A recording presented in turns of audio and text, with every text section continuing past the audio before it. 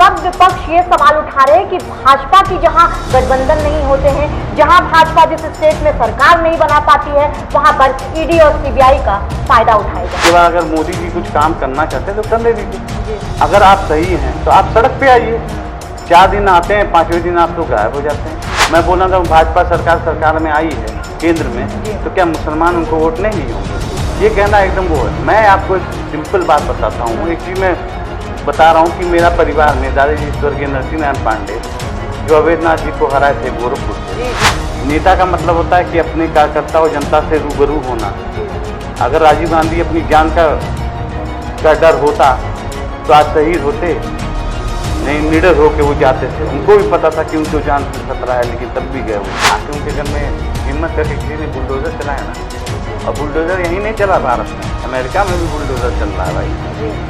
तो उससे अच्छी उपलब्धि क्या है? नमस्कार, मेरा नाम यशस्वी पाठक है और आप मेरे साथ देख रहे हैं एनबी न्यूज भारत। इस वक्त बिहार और दिल्ली से लेकर के जम्मू कश्मीर तक के राजनीतिक हर गलियारे में कुछ ना कुछ उलटफेर नजर आ रहा है। कल की खबर थी जब गुलाम नबी आजाद ने कांग्रेस का दामन छोड़ दिया, और ना सिर्फ दामन छोड़ा बल्कि 5 पन्नों का इस्तीफा दिया, जिसमें बहुत सारी खास बातें उनके द्वारा लिखी गई थी। आज इसी चर्चा पे हमारे साथ बात करने के लिए मौजूद है। ये विषय इतना महत्वपूर्ण है और हमने सोचा कि एक ऐसे शख्स को बुलाया जाए जो कांग्रेस को सदियों से जानते हो।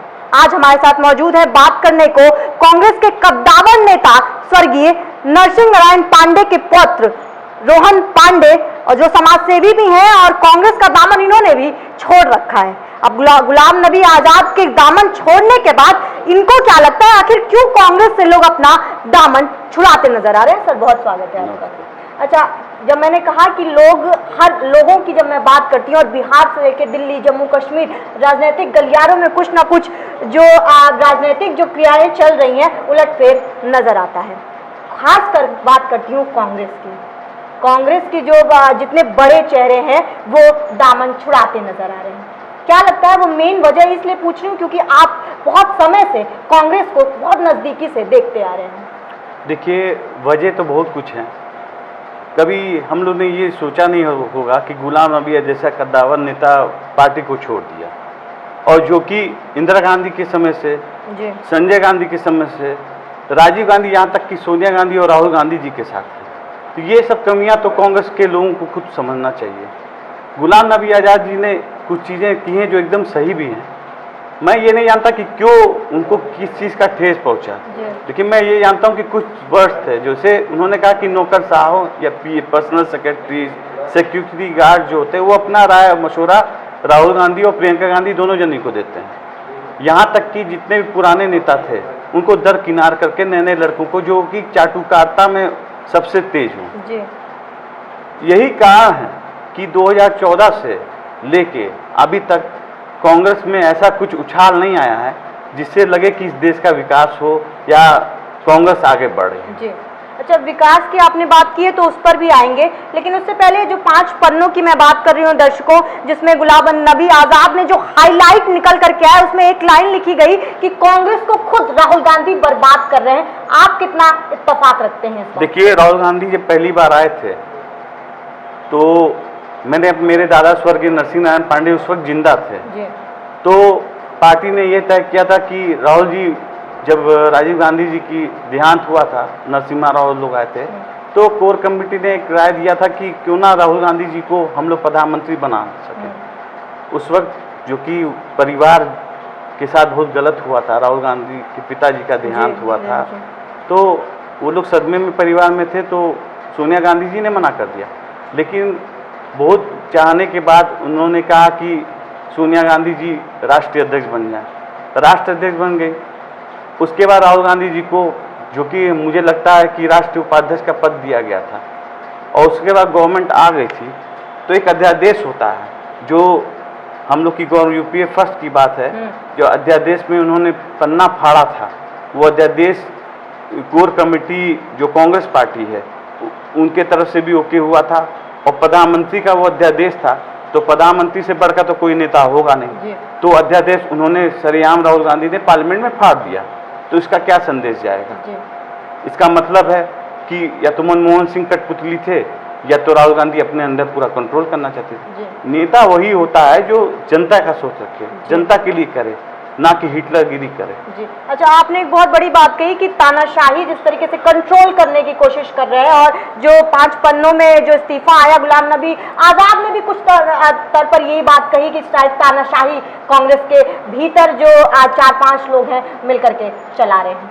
अच्छा, आप विकास की बात करेंगे, लेकिन उससे पहले भाजपा भी है। जब मैं ये कहती हूँ अपने इंट्रो में कि बिहार, जम्मू कश्मीर और दिल्ली तक में पूरा एक राजनीतिक जो एक उथापथल मचा हुआ है, बिहार में एक खबर आती है कि तेजस्वी यादव के घर छापा पड़ जाता है, दिल्ली में खबर आती है कि मनीष सिसोदिया के घर छापा पड़ जाता है। अब सारी विपक्ष मिलकर ये सवाल उठा रहे, और ये सवाल महत्वपूर्ण इसलिए हो जाता है, और आपसे इसलिए पूछना चाहती हूँ क्योंकि एक राजनीतिक विश्लेषक के तौर पर आप जुड़े हुए हैं। सब विपक्ष ये सवाल उठा रहे हैं कि भाजपा की जहां गठबंधन नहीं होते हैं, जहां भाजपा जिस स्टेट में सरकार नहीं बना पाती है, वहां पर ईडी और सीबीआई का फायदा उठाया जाता है। आपको एक राजनीतिक विश्लेषक के तौर पर क्या मायने हैं? देखिए, मैं तो यही बोलना चाहता हूँ जी। कि अगर कोई आदमी गलत कर रहा हो जी। और उसके बारे में किसी को कुछ सूचना मिलेगी, तो वो ज़रूरी वो बात कहीं ना कहीं तो जाएगी। जी। ईडी और सीबीआई का जो छापा मार रही है, हो सकता है कि सही भी हो, गलत भी इंसान हो। ऐसा नहीं कि बहुत जगह सीबीआई छापा मारी या ईडी मारी, जैसे आप झारखंड में देख लीजिए, सुरेंद्र साहब के जो करीबी थे उनके यहाँ AK-47 है। आखिर कहीं उसी पार्टी के अंदर से आई है बात, तभी ना लोग ईडी और वो छापा मारे। दूसरी बात है, उत्तर प्रदेश में तो नहीं गठबंधन, मतलब अगर माने तो विपक्ष यहाँ भी बहुत कमजोर है, इतना तो तेज है नहीं, तो यहाँ क्या छापा नहीं पड़ रहा है। दूसरी चीज़ विकास की बात करें, विकास सबसे बड़ी चीज़ होती है कि रोड में हो ही गई है, चौड़ीकरण सब हो ही रहा है, योगी जी अपना काम कर रहे हैं। और उसके बाद अगर मोदी जी कुछ काम करना चाहते हैं तो करने दीजिए। अगर आप सही हैं तो आप सड़क पे आइए, 4 दिन आते हैं, 5वें दिन आप लोग गायब हो जाते हैं। किसी मुद्दे पे आइए, महीने, 2 महीने, 3 महीने, जैसे आप लोगों ने जेपी आंदोलन सुना होगा। जेपी आंदोलन 4-5 दिन का नहीं आंदोलन था, वो लंबे स्तर पर गया था, जिससे इंदिरा गांधी को झुकना पड़ा। तो ऐसे आंदोलन करिए, सड़क पे विपक्ष दिखे तब ना। 10 आदमी और 20 आदमी से नहीं होती है आंदोलन। जब तक सरकार या प्रदेश की जनता ना आपके साथ खड़ी हो, तब तक आप उसको आंदोलन का रूप कैसे दे सकते हैं? अच्छा, आपने कहा कि आंदोलन के, और अगर आप एक आपने बात कही अपने जवाब में कि अगर आप सही हैं तो इंक्वायरी होने दीजिए। विपक्ष ये सवाल उठा रहा है कि भाजपा अपने कंपटीशन खत्म कर रही है। चाहे मैं कांग्रेस की बात करती हूँ, उनको भी लगातार नेशनल हेराल्ड मामले में लगातार सुनवाई चलनी पड़ती है, ईडी के यहाँ पहुँचना पड़ता है। वहीं मनीष सिसोदिया की बात करती हूँ, वो भी कह रहे हैं कि हम इंक्वायरी में पूरा साथ दे रहे हैं, लेकिन सरकार जहां ये देखती है कि हम मजबूत नजर आ रहे हैं, वहां पर हमारे ऊपर इंक्वायरी बैठ जाती है, या फिर किसी तरीके के संगठन हैं जो हमारे घर पर छापे मारने आ जाते हैं। मैं पूछना चाहता हूं कि अगर आज कांग्रेस की सरकार होती और बीजेपी की नहीं होती, तो जो आज बीजेपी में जो छापे, ईडी के छापे पड़े, क्या कांग्रेस के टाइम में नहीं पड़ते? दूसरी चीज, अगर कोई गलत होगा, इंक्वायरी बैठी होगी और अगर उसको सजा नहीं मिलेगी, इसका मतलब साफ साफ है कि वो बेगुनाह है। तो वो संदेश तो एक जनता के पास एक अच्छा संदेश गया कि कौन सही है कौन गलत है। अगर मैं चोरी कर रहा हूँ और मैं चुपके से चोरी कर रहा हूँ, अगर ईडी मेरे घर छापा मारी या कुछ भी मेरे पर घर मारी हो और मेरे पास कुछ नहीं मिला, तो मैं ही हुआ ना कि मैं जस्टिफाई कर दिया कि मैं गलत नहीं हूँ, जिसने करवाया वो गलत है। तो ये सब तो जनता निर्णय करेगी। इससे क्या करना है, जिसको जो लड़ना है लड़े। सिसोदिया जी अगर सही होंगे तो वो अपने जगह सही हैं, राहुल गांधी अगर अपनी जगह हैं तो सही होंगे, नहीं होंगे तो जेल जाएंगे। अगर आदमी जेल गया तो अपराधी अपने आप हो गया। तो आप कह रहे हैं कि संविधान पे और कोर्ट पर भरोसा, सुप्रीम कोर्ट है अभी और लॉ है, उस पर भरोसा रखना चाहिए। अच्छा, एक सवाल और मन में आता है, गुलाम नबी आज़ाद के पास वापस आते हैं, और जब इतना बड़ा चेहरा कांग्रेस जैसी बड़ी पार्टी 70 साल से हिंदुस्तान, कांग्रेस खुद कहती नजर आती है कि आज जो हिंदुस्तान है वो हमने दिया है, कांग्रेस ने आज हिंदुस्तान को बनाया है, और अब नई पार्टियां उसको धूमिल करती नजर आ रही हैं, चाहे प्राइवेटाइजेशन के तौर पर अलग अलग लेवल पर उसको खत्म करती नजर आ रही हैं। जब इतना बड़ा चेहरा कांग्रेस से हट जाता है, तो खास तौर पर क्या मुस्लिम समुदाय के जो वोटर्स हैं क्या कांग्रेस से हटेंगे उनके साथ? ये तो आप निर्णय नहीं ले सकते या हम लोग निर्णय नहीं ले जी। सकते। जिसको वोट देना होगा वो देगा, जिस पार्टी को देना होगा, चाहे वो मुसलमान हो, हिंदू हो या कोई की बात हो। जी। मैं बोल रहा था भाजपा सरकार में आई है केंद्र जी। में, तो क्या मुसलमान उनको वोट नहीं होंगे? जी। ये कहना एकदम वो है। मैं आपको एक सिंपल बात बताता हूँ, एक चीज़ मैं बता रहा हूँ कि मेरा परिवार में दादाजी स्वर्गीय नरसिंह नारायण पांडे जो अवैधनाथ जी को हराए थे गोरखपुर से, जी जी उन्होंने हराया। उसके बाद मुझे लगता है कि कोई कांग्रेस या कोई भी पार्टी का है जो मंदिर को हराया। जी नरसिंह नारायण पांडे जो मेरे दादाजी थे, 90 इंदिरा गांधी के भी बहुत खास थे भाई, संजय गांधी भी मानते थे। फिर राजीव गांधी खुद यहीं टाउन हॉल में आके 91 में जब मेरे बाबा हारे, जो कि उस वक्त माहौल नहीं था, तो मेरे बाबा साफ साफ कह दिए थे कि भाई मैं नहीं लड़ूंगा। लेकिन वो खुद राजीव गांधी आके पैर छुए, वो कहे कि आप लड़िए पांडे जी, मेरे दादाजी। और ये सब बातें मैंने अपने दादाजी के मुंह से भी सुना हूँ, और शीला दीक्षित जी, स्वर्गीय शीला दीदी जो पूर्व मुख्यमंत्री थी दिल्ली की, उनके मुंह से भी सुना हूँ। तो ये होती इज्जत जब आप अपनी पार्टी से पुराने नेताओं को दरकिनार करके नए नए लड़कों को ले आएंगे जो चाटुकारिता वाली बात करते हो। कोई ऐसा आंदोलन बता दीजिए ना गोरखपुर में ही, जिससे आपको लग रहा हो कि कांग्रेस ने बहुत बड़ा आंदोलन गोरखपुर में कर दिया हो। जी कोई है? तो आप ये कहना चाह रहे हैं कि कांग्रेस में अगर कहीं कमी है तो वो ये कमी है कि वो जनता तक पहुंच नहीं रही है, वो सड़कों पर नहीं आ रही है। कांग्रेस में बहुत कुछ कमियां हैं। जी, किस तरीके, क्या क्या कमी? जैसे अगर आप प्रियंका गांधी से मिलने जाएंगी जी तो आपको पहले उनके पर्सनल सेक्रेटरी से मिलना पड़ेगा, उनसे इजाज़त लेनी पड़ेगी। उसके बाद फिर सिक्योरिटी वालों के पास जाना पड़ेगा कि भाई सिक्योरिटी है तभी जाएंगे मिलेंगे। जी इससे पहले जब सोनिया गांधी जी थी राष्ट्राध्यक्ष, पहली बार उनकी तबीयत खराब थी, वो अमेरिका गई थी, उससे पहले वो कांग्रेस के कार्यकर्ताओं से सैटरडे संडे मिलती थी दिल्ली में, तब इतनी प्रॉब्लम्स नहीं थी। जब से राहुल गांधी आ गए हम लोग को मिलने नहीं दिया गया, कभी भी नहीं, बहुत ट्राई किए। मैं तो सबसे बड़ी बात हूँ कि जब पहली बार प्रियंका गांधी आई थी उत्तर प्रदेश कांग्रेस कमेटी में, तो मेरा नाम जिला के कुछ नेता, चाटुकार नेता थे जो मेरा नाम हटा दिए थे, और उन्होंने कहा कि आप आइए मैं लखनऊ में आपसे मिलवाता हूँ। मैं बहुत संघर्ष किया। आराधना दीदी, मोना मिश्रा जो कि विधायक हैं, और प्रमोद तिवारी जी जब मुझे देखे तो कहे कि तुम यहाँ क्या कर रहे हो? हम कहे ऐसी सी बात है। आराधना मिश्रा सीधे मुझे ले जाके मिलवाई। अगर आराधना मिश्रा जी नहीं होती तो क्या मैं उनसे मिल पाता? नेता का मतलब होता है कि अपने कार्यकर्ता और जनता से रूबरू होना। अगर राजीव गांधी अपनी जान का डर होता तो आज शहीद होते नहीं, निडर होके वो जाते थे। उनको भी पता था कि उनकी जान को खतरा है, लेकिन तब भी गए वो। ये होता है नेता।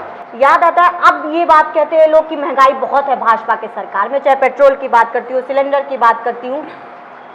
इसी कांग्रेस के जमाने में याद आता है, तस्वीरें वायरल भी होती हैं, आज भी स्मृति ईरानी को घेरा जाता है जब सिलेंडर सर पर उठा करके आंदोलन कर रही थी। वो 70 रुपए तब सिलेंडर हुआ करता था। आज के भाजपा में जब इतनी महंगाई है तो स्मृति ईरानी चुप नजर आती हैं। क्या लगता है, महंगाई है या नहीं है? देखिए, कुछ लोगों के हिसाब से तो महंगाई है जी, और कुछ लोगों के हिसाब से महंगाई नहीं है जी। अगर सैलरी है मेरी 15,000 पहले और मुझे 20,000 सैलरी मिल रही है जी, तो वो नहीं है। हाँ, महंगाई कुछ हद तक है। कोरोना वायरस और दुनिया भर की वो आई है, तो जो मुफ्त में प्रधानमंत्री या कोई भी सरकार बांट रही है तो उसका रेवेन्यू कैसे जनरेट करेंगे? जी, तो महंगाई कुछ लोगों के हिसाब से मिडिल क्लास फैमिली के लिए महंगाई तो बहुत है जी, क्योंकि सिलेंडर महंगा हो गया सब, तो मिडिल क्लास फैमिली एक सैलरी में रहती है। बड़े बिजनेस क्लासेस लोगों के लिए इतना वो नहीं है। पूरे जो गरीब लोग हैं उनको तो राशन वाशन मुफ्त मिल रहा है। तो मुझे लगता है कि महंगाई तो है, उस पर भी अगर सरकार काम कर रही है, तो अगर इतनी महंगाई बढ़ गई है तो दोबारा ये सरकार क्यों रिपीट की गई? जी। और आप लगातार कांग्रेस को भी देख रहे हैं, और जब मैं राजनीतिक विश्लेषक के तौर पर आपको कहती हूँ तो सिर्फ कांग्रेस ही नहीं, चाहे समाजवादी पार्टी की बात करती हूँ, चाहे भाजपा की बात करती हूँ, इतने बड़े चेहरे, जितनी बड़ी पार्टियां हैं, आप उनको नजदीक से सुनते आ रहे होंगे। 2024 के चुनाव नजदीक हैं। जी। कांग्रेस का एक चेहरा अगर राहुल गांधी नहीं है, और आप कह रहे हैं कि राहुल गांधी नहीं पहुंच पा रहे हैं, तो रोहन पांडे को क्या लगता है कौन सा चेहरा कांग्रेस को जानी चाहिए? 2024 के चुनाव में, और भाजपा क्या कहीं चूक कर रही है जो 2024 के चुनाव में क्या मात खा सकती है भाजपा? देखिए, भाजपा को तो टक्कर मिलेगा। किससे? विपक्ष पार्टी से। कौन है विपक्ष? विपक्ष में तो कांग्रेस ये एक बड़ी पार्टी है, लेकिन अब मुझे थोड़ा, जब से गुलाम नबी आज़ाद और लोग नेता, मुझे ये भी मैं बता दे रहा हूँ कि अभी बहुत ऐसे वरिष्ठ नेता हैं जो कांग्रेस पार्टी छोड़ेंगे। अगर कांग्रेस पार्टी जमीनी काम करे और चाटुकारिताओं जो लोग कर रहे हैं उनको हाथ दर किनार करके अगर सीनियर लीडर से राय वाय ले, तो मुझे लगता है कि Congress can fight the election. लेकिन मुझे विपक्ष जब तक एक नहीं होगा, और विपक्ष को एक करने में मुझे जो सही चेहरा दिख रहा है वो या तो नीतीश कुमार का लग रहा है या तो ममता बनर्जी का लग रहा है। जी। अच्छा, विपक्ष ये भी, और खासतौर पर आम आदमी पार्टी भी सामने आई पिछले कुछ हफ्तों में, 10 दिन में, वो कह रहे हैं कि केजरीवाल और मोदी ये चुनाव होने वाला है 2024 का, उस पर क्या होगा? आम आदमी पार्टी, देखिए, आम आदमी पार्टी के रास्ते में बीजेपी चल रही है। मुफ्तखोरी वाला जो काम था ये आम आदमी पार्टी ने, रेवड़ी कल्चर की आप बात कर रहे हैं? रेवड़ी कल्चर की बात। पहले मुफ्त बिजली, मुफ्त पानी, मुफ्त राशन, सब मुफ्त ही है ना। तो ये मुफ्त, जब तक रेवड़ी कल्चर नहीं पैदा खत्म होगी, आदमी काहिल हो जाएगा। कोमा में इंसान चला गया है, कुछ दिन बाद नहीं मिलेगा तो वो आदमी गलत रास्ते पे जाएगा। और आम आदमी पार्टी को भी बनने में बहुत टाइम लगेगा। मानते हैं कि उन्होंने पंजाब में सरकार बना दी जी। वो तो कह रहे हैं गुजरात में भी हवा टाइट चल रही है भाजपा, चुनाव आगे है। वही तो मैंने कहा कि वो तो पब्लिक तय करेगी कि क्या सही है क्या गलत है। और उन अभी इतना वो ओवर कॉन्फिडेंस में ना जाए। आप गोरखपुर में ही देख लीजिए कि आम आदमी पार्टी का इतना अगर अच्छा वो होता तो उनका जो कैंडिडेट है वो क्यों हारा। अच्छा, एक आखिरी सवाल आता है मन में। 2014 से आज हम 2022 में हैं और 2024 में फिर से लोकसभा के चुनाव होने वाले हैं। एक खास बात प्रधानमंत्री नरेंद्र मोदी की जो आपको लगती है, या फिर भाजपा की, क्यों 2014 से अब तक उस कुर्सी पर कोई और चेहरा आ नहीं पा रहा है? देखिए, प्रधानमंत्री मोदी में कोई खासियत होगी तभी ना जी। और मुझे लगता है कि विकास की रफ्तार जो है जी वो थोड़ा तेज है, लेकिन वो मात्र एक ही चीज़ में खा रहे हैं, वो है महंगाई पे। जी। अगर महंगाई को कंट्रोल किया जाए तो मुझे लगता है कि फिर से मोदी जी ही आएंगे जी। या बीजेपी सरकार आएगी। और दूसरी चीज़ है, आप देख सकते हैं हमारे जो पूज्य महाराज जी हैं योगी आदित्यनाथ जी, जो गोरखपुर के रहने वाले निवासी हैं और इस उत्तर प्रदेश से, सबसे बड़ी बात है कि अपराध कितना कम हो गया। जी। जो माफिया बनते थे वो तो कहते हैं विपक्ष तो ये अब आप ये मैं जितना समझ पा रही हूँ, आप शायद जवाब ये देंगे कि विपक्ष का काम है सवाल उठाना, लेकिन विपक्ष ये कहता है कि सरकार भाजपा की डेटा सामने ही नहीं आने दे रही क्राइम रेट की। देखिए, क्राइम रेट डाटा से नहीं होता है, आँख से देखा जाता है। आतिक अहमद बड़े बड़े बाहुबली थे जिनके नाम से लोग मतलब एरिया में नहीं घूमते थे, आके उनके घर में हिम्मत करके किसी ने बुलडोजर चलाया ना। और बुलडोजर यहीं नहीं चला, भारत में, अमेरिका में भी बुलडोजर चल रहा है भाई। तो उससे अच्छी उपलब्धि क्या है? दिल्ली के लोग जान गए कि गोरखपुर एक जगह है, नहीं तो लोग सोचते थे गांव है। हम लोग बाहर पढ़े हैं, बेंगलोर में लोग पूछते थे गोरखपुर, तो लोग सोचते थे हम लोग बिहार के हैं, उत्तर प्रदेश के नहीं। महाराज जी बने तो एक हम लोग की छवि बनी है। हम लोग भी कहीं जाते हैं कहते हैं गोरखपुर, तो लोग हम लोग को इज्जत के साथ स्वागत करते हैं, तो वो अलग चीज़ है। मुझे महाराज जी काम कर रहे हैं उत्तर प्रदेश के लिए, सफाई कर रहे हैं। अखिलेश यादव तो कह रहे बंटवारा कर रहे हैं। अरे भाई, मैं तो बोला, मैंने समर्थन दिया था विधानसभा में जी, इसीलिए मैंने ये सवाल पूछ रही शुक्ला जी को। तो मैंने कोई ज्वाइन नहीं किया है, मेरे तो सदस्यता का भी रसीद ले लिया, मैं करूँगा भी नहीं। जिस पार्टी में अंदरूनी कला हो, परिवार कला हो, कलेश हो, वहाँ कोई काम कर पाएगा? इन्हीं शब्दों पर विराम देते हुए, और जिस तरीके से राजनीतिक विश्लेषक के तौर पर आज रोहन पांडे जुड़े थे, और सभी पार्टियों का और खासतौर पर 2024 का जो चुनाव है वो किस तरीके से जमीनी हकीकत में आएगा, इस तरह अपना खाका तो आपके सामने रख ही दिया होगा। जिस तरीके से आम आदमी पार्टी को सजेशन दिया कि कॉन्फिडेंस थोड़ा कम करिए और दो चेहरे जो बताए जो मोदी के सामने आ सकते हैं वह ममता बनर्जी और नीतीश बाबू। तो 2024 के चुनाव में और अब क्या आगे होगा, और उससे पहले जो पार्टियां हैं, जो इंपॉर्टेंट पार्टियां हैं, जो चेहरा बनने वाली हैं 2024 के चुनाव में, उसमें किस तरीके का राजनीतिक उलटफेर चलेगा, ये आपके सामने लाते रहेंगे। बने रहिए एनबी भारत के साथ, मैं हूं यशस्वी पाठक।